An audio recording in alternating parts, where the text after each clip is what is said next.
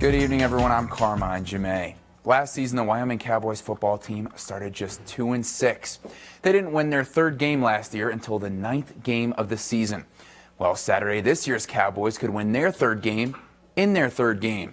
Hosting the 1-1 Idaho Vandals at a packed War Memorial, just 300 short of a sellout.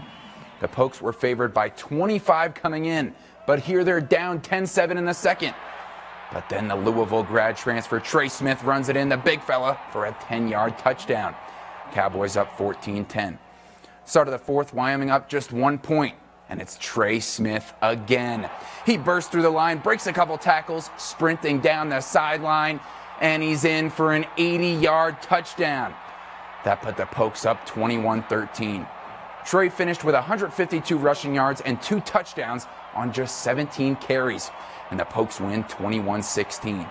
Despite winning by 20 points fewer than the betting line, Wyoming is now 3-0 for the first time since 2011. Here's Trey Smith after his breakout game. Was that your first career 100-yard game in college? Yes. Yeah, I've been in college for a while, and I finally did it. How did it feel? Feels great. The O-line did a great job. They kept fighting and finishing their blocks, and I'm just really proud of them, and I wouldn't be here right now if it wasn't for those guys. Wyoming has totaled 54,851 fans for their first 2 home games. That's the most to open a season in school history. And those fans, including myself, had a special treat at halftime. The Cowboys honored the Black 14 to finish what they called their week of healing. Many of you know back in 1969, these men wanted to wear armbands against BYU. That was to protest the Mormon Church's now defunct policy forbidding African Americans to attain the priesthood. Head coach Lloyd Eden immediately dismissed those 14 players from the team. 50 seasons later on Saturday was the first time 8 of those men were together back on the field. The Black 14 received a formal apology from the university, a plaque at the southeast side of the stadium, and recognition at halftime. Very nice gesture from the U to the Black 14. And former Cowboy quarterback Josh Allen is having a nice start to his second season in the NFL. First quarter, Allen on a designed run, he sneaks it in for the 6-yard touchdown. That ties his Buffalo Bills with the New York Giants yesterday, 7-7. Then second quarter, Bills up 7. Allen with a pop pass to Isaiah McKenzie, who turns the corner and scores from 14 yards out. That's a passing touchdown for Josh. You just saw his rushing touchdown.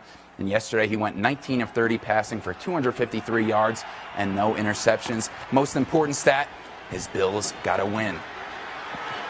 And we had one of the strangest endings to a game you'll ever see in the Broncos game last night, hosting the Chicago Bears.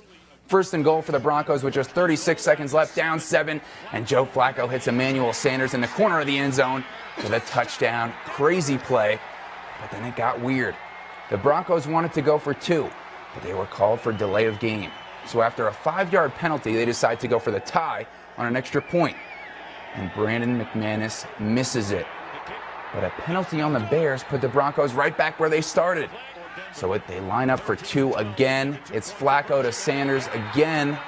So the Broncos are up 1 with just 31 seconds left. And everybody wishes the highlight cut off there. But unfortunately, Eddie Pinheiro hit the game winner from 53 yards for the Bears. Hallie, as a Bears fan, was very happy, but a heartbreaker for the Broncos. Looked like they had a win with 30 seconds left. Poof. Looked like an amateur hour over there. That defense was a horrible game. That defense it was was not not a good day great. for The either ending team. was great, though. Ending was great. I guess if you have... We'll be right back after the break. I don't know what to say.